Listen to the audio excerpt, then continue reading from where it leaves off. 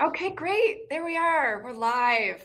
It's Woo. noon Eastern. Woo! It's holiday edition of Untangled. As you can tell, we're here celebrating the season. I'm Jen Frazier, CEO and founder of Firefly Partners. I'm here with Drew Daniels. Drew, thank you so much for joining me. Thanks for having me, Jen. Yeah, it's gonna be great. So Firefly's been around since about 2007, 2008, way back in the Wayback Machine. And we've been working with nonprofits and social good folks doing stuff in digital, outreach, engagement, fundraising, you name it, and created Untangled just to have folks on and talk about different things that are going on in the space and trying to help untangle some of the mess behind the mission that helps us all get through the work and do amazing things and help all the folks out there doing all the great causes and all the great work in the world. So this week, so honored to be joined by Drew. Drew and I were just introduced, I don't know, a few months ago with a mutual friend, and we just been sort of keeping in touch, keeping track of each other. And so Drew, I want to let you, jump in, tell folks about yourself, but I'm just really excited also when I watch somebody go from sort of being inside nonprofits and doing that and then jumping over, as you recently have, onto the other side of the house to help nonprofits do their amazing work. So why don't you give us a little background on you and then tell us about your founder journey? Yes, thank you so much, Jen, for having me again, and especially for opening up your space. I've definitely been following along, and so it also feels like surreal to be here as well. But just real quick, again, Drew Daniels, my pronouns are he, him. I'm the founder and principal at GritFound. We're a full service strategy firm focused on fundraising and growth. And as Jen mentioned, I have recently made that transition out of the big machine and really found my sweet spot in helping nonprofits build capacity. I'm really trying to step in through these clutch moments. And so for the last 15 years, I've worked with nonprofits, I've worked with campaigns, really been able to do some transformative work across a lot of the digital channels and fundraising. So leading social media teams, leading email production, marketing. It's always funny when people ask about digital, it's like it can mean so It's much. like, boom, Right? boom. And then when I started to think about all the work that we do, it does mean a lot. And so, like, Yeah. definitely, if you think it's a digital, I've led that kind of team. I've had that role inside the organization. And so, for me, that really strengthens me when I'm able to be able to fill in some capacities and surprise and provide some hands-on support for Yeah. nonprofits.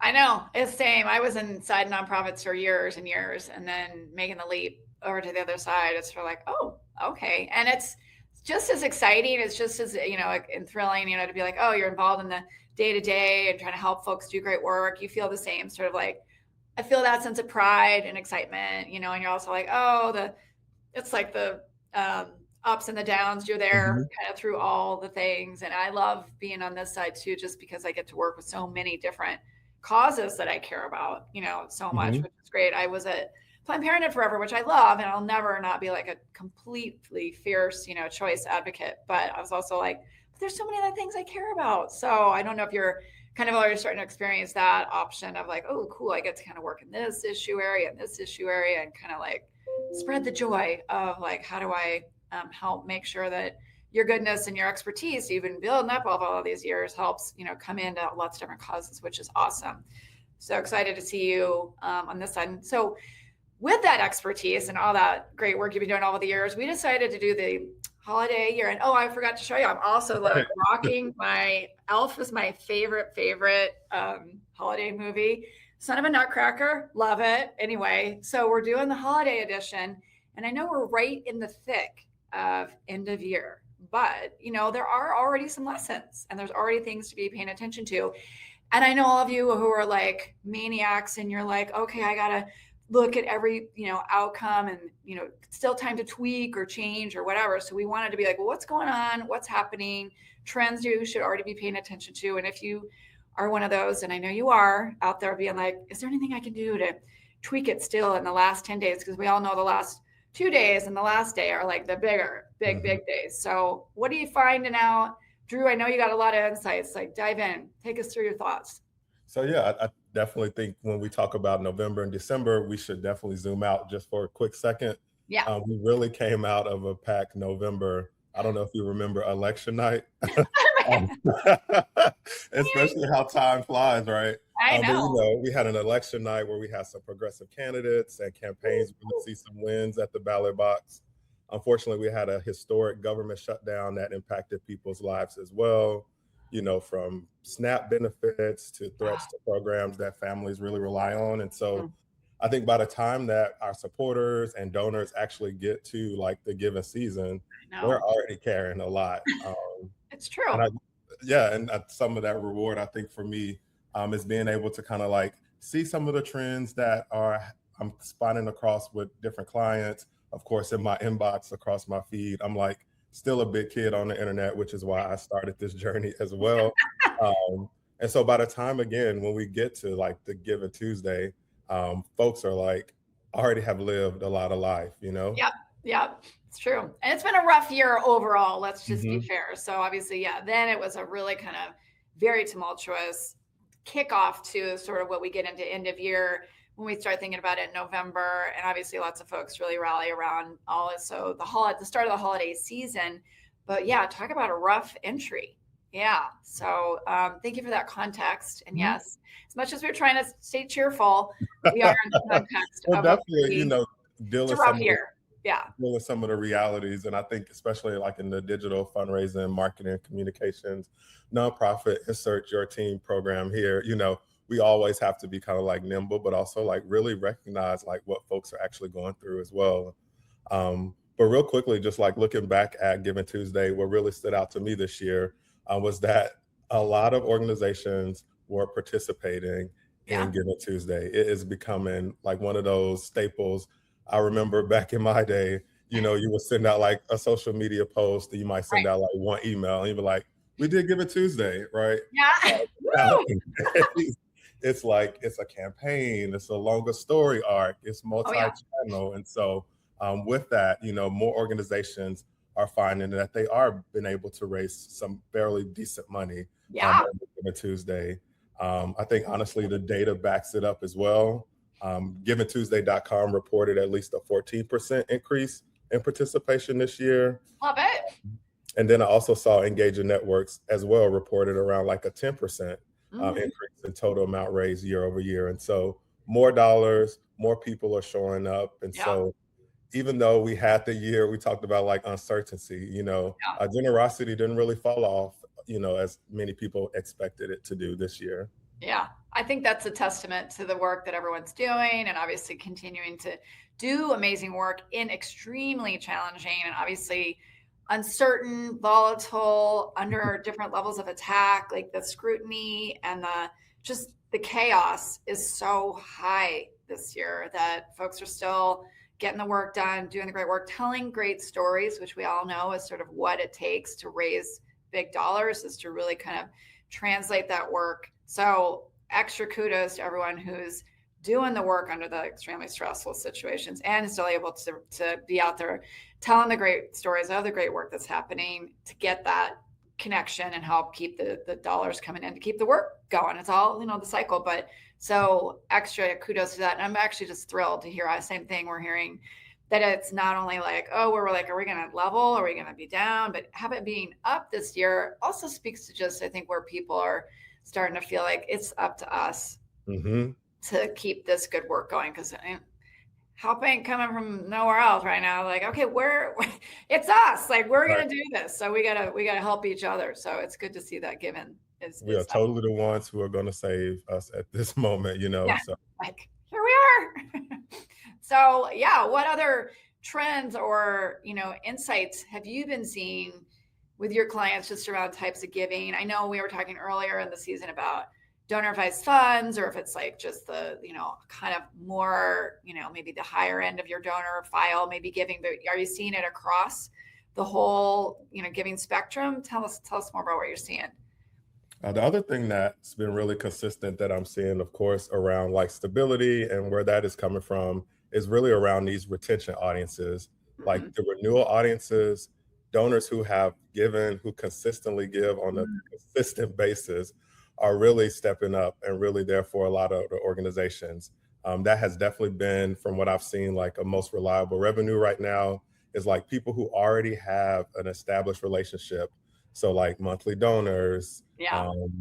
renewals, folks who have even given last year. And so Right. I think, as we go through these moments of where everything feels uncertain, chaotic, these are the people who already trust and they're Right. already with you. And so I've definitely seen retention audiences start to carry a lot of these programs. That's good. I mean, especially if people were too stressed or had given, again, as we all know, presidential years are tough. So if people were Mhm. tapped out in 24 and had already given to campaigns, election work or political work, they're back, and saying, okay, great. This year I was not able to give maybe to my favorite organizations last year for candidacy support potentially or something. And now they're back given to organizations, which is great. So folks are coming back, and those sort of monthly donors, are sort of always your bread and butter, your staple, going to that well over again. They're there for you though, and that's great. So definitely rely on those folks. Good. And I think also want to mention too, like you talk about like being there for them and showing up. I'm also seeing like during the holiday season, being able to send out like different cultivation messages, so being able to warm up your list so that way, if it's a thank you, if it's a holiday, a video coming from your executive director, not just always having, excuse the phrase, not just having our hands out, but Right. just to remind people, honestly, like why they're connected to the work and what makes that support, go a long way. And so Yeah. I've seen a lot of strong retention messages as well around cultivation. Oh, that's great. I mean, obviously we all know that it's a delicate balance of, the ask versus, giving back also even to your donor audience. But obviously people want to know what impact their gifts are having. That's Mhm. huge, huge. So that, I think nothing motivates a donor more than seeing how that money has then been put into action. Like, okay, great. I want to know where those dollars are going and the impact it's having on the organization. I know obviously lots of donors just love the organization as a whole, but it's those specific stories that really actually help connect to maybe even potentially a new donor or that longstanding donor to give a little more. Mhm. Potentially, they like to go, oh, I want to help on those, specific programs, or I want to help in those key areas, and then I give a little bit more. I'm seeing the great work that the organization is still doing, and obviously knowing that.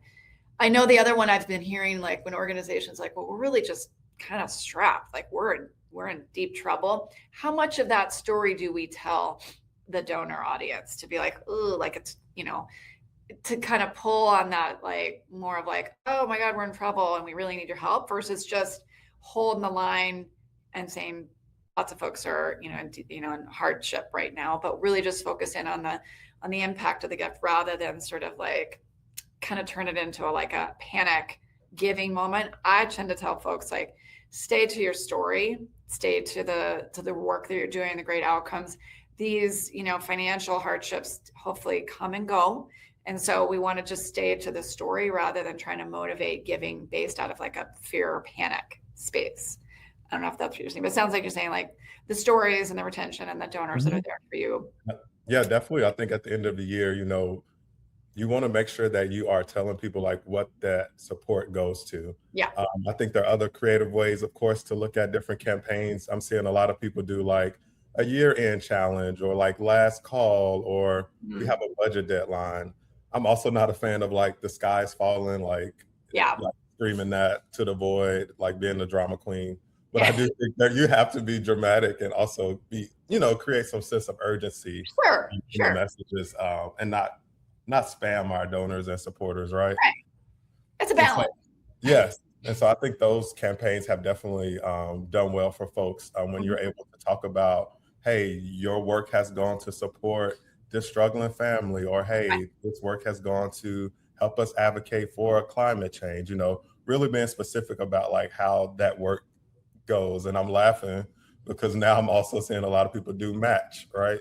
And so before, matches weren't this like sexy kind of like Uh, strategy or tactic, really something that folks have to really understand. I also think like as fundraisers, we got to the point where we were like 9 times the match, 10 times the match, I know it's match, like, match, match, match, match, right? But the key here is like really drilling down like your impact right. alongside someone else's is really going to help us get far. And I think that's the Do purpose. X. Right. Right. I mean, it's awesome. have a It's match. awesome. Yeah. Beautiful thing that donors, step in that way, but also exactly like it's not just the match itself, but like, and then what is that going to help us do as an organization? That's really, again, the motivator. So, but yeah, we saw that too. I mean, I'm just like thrilled to see sort of your high-end donors really step into that space and provide match opportunities for your organization. So excellent. So what other things are popping up? What's new? What's different? Anything going on right now that you haven't seen before, or different things this end of year? Think around a lot of the donor movement and upsells. So I'm really seeing, let me just be honest, this is a safe space. Whenever I make a donation or if I'm browsing around, like I love to click around, break Oh yeah. form, try to see how to, we have that in our DNA. Yeah. But one thing I am seeing a lot of is like a lot of these upsells. So like nudging folks to become a monthly donor, to become an annual donor. Like, could you cover your transaction fees? And so really being able to have some of these strategic, gentle nudges and reminders to kind of help increase those asks as well. And then speaking of like donor gift quality, that's also something that's been great over these last few weeks, looking at the given season.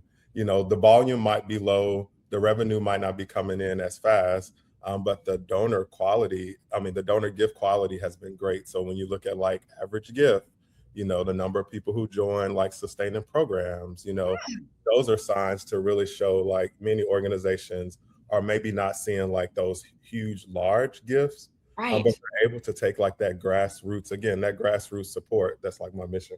That grassroots support can really show up around these core segments. And so, again, it's not like magic or like really thinking about like, it's just how are we targeting, having these clear messages to really able to like increase even something as your gift quality as well.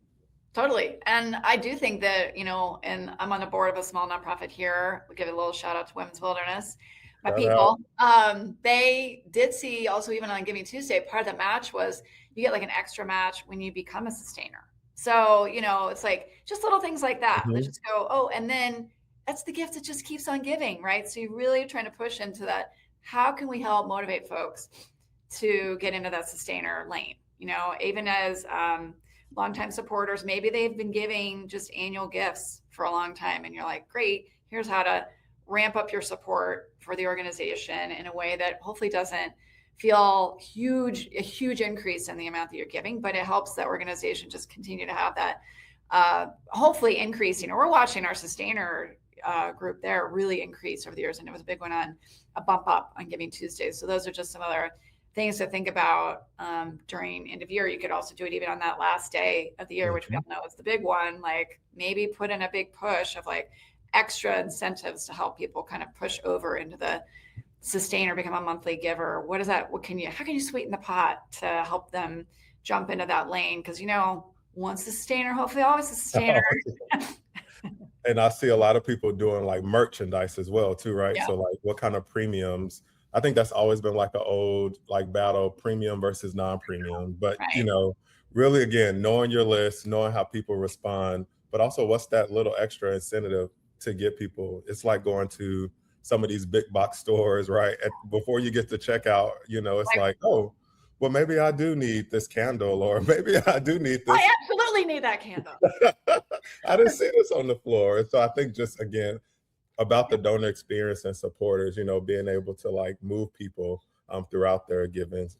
Yeah, there's so much you can do sort of in that donor journey too. Obviously, we like to obviously talk about the experience even before folks get to the form. Obviously, we really want to think about that cultivation experience. Obviously, we know we're doing that all through the year, aren't we, people? Aren't we? We're doing that, right? We're saying yeses.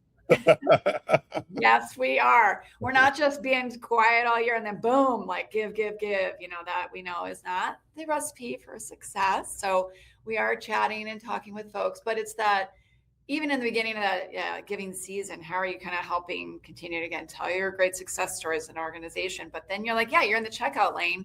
So you think about the experience once they even get to the form and all the things you can do. Yes, I'm in that checkout line and oh my God, I totally did need this or so-and-so, or that's going to be a great gift for someone on my list, or that's that extra little thing I didn't know. Of course I needed that keychain. I mean, You always need it.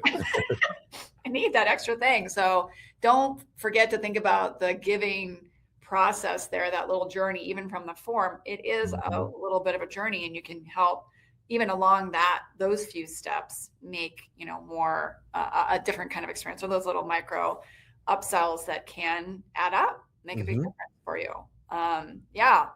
What other nuggets have percolated to the surface in your early days here? Well, we're midway. I mean, it's the 18th. Goodness gracious. Right. We're in the home stretch ish. Not quite. We're about to turn the corner.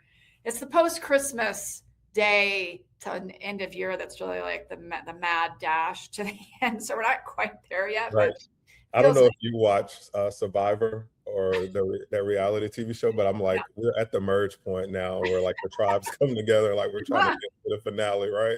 The strategies are definitely in play right now. Yeah. Like, But I'm also seeing like paid media for a lot of the clients. I've been deploying a lot of different paid media across social, across search as well, okay. or during this given season. And so it's not like replacing, email or SMS, but paid and digital is also a great way to, like you talked about, reinforce the message. Yeah. People will always recognize it. Folks might be scrolling on their phones and might see an ad or something about your organization that could just be a primer or a reminder before Right. they get the email or once they get the mail packages. And so like just kind of like thinking Yeah. of You're like, everything as an yeah. ecosystem. And I'm seeing a lot of nonprofits take more bets around paid media, which is great as Interesting. well, because we know that's where conversations are. People always were like, we want to attract younger donors. We know that's where younger donors are and diverse donors are. And so like really making sure that we are leveraging some of those digital channels across every platform. Yeah.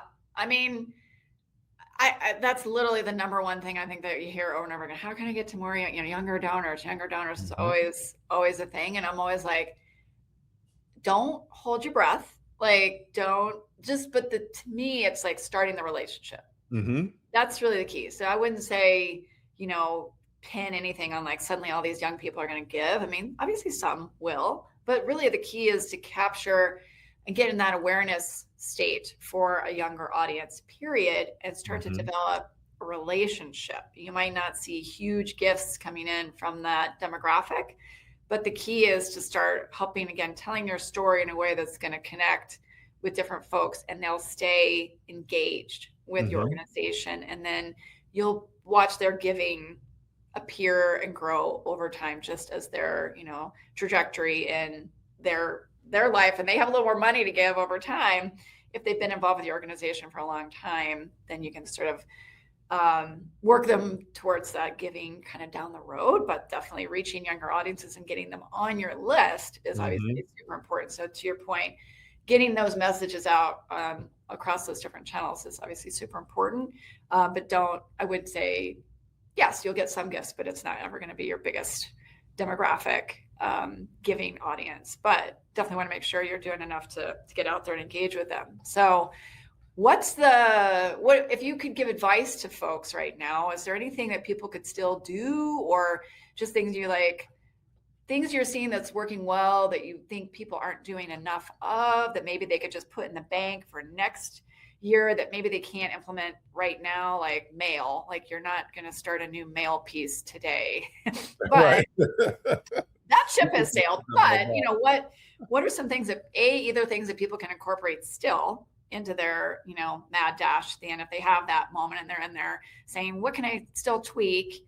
Or any advice you might have for that, like, person who's like, okay, what's been going well that I can't implement today, but I can put in my plans for next year? Those two categories. Any advice? I think at this point, like you're saying, it's less about reinventing anything and really about like tightening Yeah. what you already have. And so we still have time, you guys. We still have like December, 18th through the Yeah. 31st. We still have like almost half the That's month like left. forever.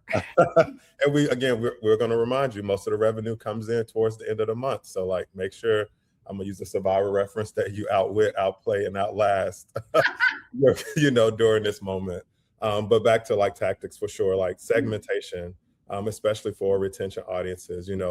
Making sure that you're not speaking to first-time donors the same way you would speak to someone who's a part of like an appeal group, or you're Mhm. not asking sustainers to give multiple times throughout the end of the year, making sure that you find those sweet pockets when it comes to segmentation Yeah. for your audience. Segment. I mean, the biggest thing that I think, folks, just, and again, maybe you can't get in. I mean, you obviously can still get in and tweak tools, but when someone does, like if you've got a journey and you're trying to help, recurring or like a year over year giver become a sustainer, once they make that, once they cross that threshold and become a sustainer, leave them alone. Take them out, suppress those folks, let them be. Like they have done what you've asked them to do, and like let them be. I mean, obviously, there's different schools of thought about, do I still ask for like a big, end of year? I personally subscribe to, if someone has become a sustainer, kind of let them be. They've done their thing, and hopefully, they obviously stay in that lane. And then obviously, yes, message to your sustainers in a different way than you're messaging to your either average or lapsed donors and all that. So you have to think about all these categories, very specifically if you can. And obviously your non-donors, speaking to them in a different way than your folks that have already been giving in a variety of different ways. So segmentation, we always are talking about segmentation until we're blue in the face, and the importance of personalizing those outreach messages. So definitely can still do that. Anything else? Still have time to again, it's not about having like 20 different versions, 8 different subject line tests. Sometimes it's okay to resend the same email that has been a strong performer, right? Put a lift note on it sometimes, or just actually resend the same email, So just don't be afraid of the resend, especially to like non-openers or even thinking about non-donors. I'm not going to lead you on a path like where you're going to be worried about like DMARC or your email list, being spam. No. That's for you to make sure that you are monitoring and making sure that we're not just spamming people. But sometimes it's okay to give people the extra nudge. We're traveling. We're during the holiday time. The list goes on with the things that we're doing for the holiday time. And so just resend with purpose, find those windows where it makes sense, and give people something strategic to do as well. Yeah. I love it. Definitely. And also, tell your folks what's already going on, to the point. Like right now we're doing a year-end giving in the middle of end of year giving season. Like it's not, you don't have to wait till it's over to talk about successes. You can already right now in the middle of it, you could be obviously shouting out the rooftops of what a great, Giving Tuesday, and then great how that's going to impact the work that you do, and blah, blah, blah. Same exact story. Like right now, you obviously have to spend a little bit of time looking at your results already right now to kind of weave that back into the messages for the remainder of the year to help strengthen that end of year push, is to already be talking about great, success. People want to be a part of something that's going well. So you're like, great, we've already got some successes, help us push us over the line, like all those kinds of things. Here's what we're going to do. Here's the programs we've already got lined up to help with the funding that comes in at end of year. Here's how that's going to roll out and impact the work that we do. People love that kind of stuff, but they like, oh, great. They want to be a part of that momentum. So like tell what's already happening. I know lots of people like to put all their messages in the bank like really early on, so they can be like, okay, we're all set and everything's scheduled and everything. But I'm like, don't be afraid to go back in and tweak some of that language with some of the early results you're already seeing. I mean, that's like sometimes you might need to go back out with a one-time ask, or you might be like, hey, maybe we can see if we can upgrade some people to like become sustainers. And so like really trying to find those moments. I always like refresh, but like making sure that we're also like, one tactic is not going to save the day, right? So you still have to be like nimble and monitor. And agile, adjust, and go back in. And even maybe your stuff is all set, but you can go in and tweak some messages and just really think about opportunities to maybe do a little bit tighter segmenting. A little additional add-on, or we got pull out some folks that you want to really give a personalized message to. So many great ideas, so many ways to think about coming in with really strong tactics and ideas. So Drew, gosh, I mean, people have to play back this episode and go back in and go, what are all those things? I will do a recap. I will pull out the all the great advice you've given, all the great tactics and ideas for folks. I'll do my best to get that up by Monday so people can still have it a couple of days before the holiday, but certainly you'll have it for that post-Christmas, New Year's Day, like madness. So you That's can the redo merch, it. the holiday merch. The merge is happening. We're going to outwit, though. It's going to be happening. We're going to outlast. It's going to be amazing. Yes. So you're going to do these things. Drew, awesome. So many amazing hints. Thank you so much for having me. Yeah, it's been great. Very helpful. Very, very, very helpful. Hopefully a lot of folks out there got a lot of tips. You're out there taking notes. So as we here are wrapping up, this is our last Untangled for 2025. Oh, I'm not going to be sad to see 25 in the rearview mirror, to be honest, but who knows what amazing excitement, challenges, whatnot are going to happen in 2026. Always an interesting time for a little bit of reflection and stuff at the end of the year to think about where we've been, where we're going, what we need to do, double down and kind of reinvest, recommit to the work we're all doing and helping make things, more just, more equitable out there in the world. So thanks everyone for what we do. We'll be back on January 15th. We're going to give ourselves a little bit of break since I'm going to be on a little bit of a break. I need a little recharge over the holidays. So everyone enjoy your Thursday. Everyone have an amazing rest of your holiday season and new year. We will see you all in 2026. Recharged and refreshed for what's ahead.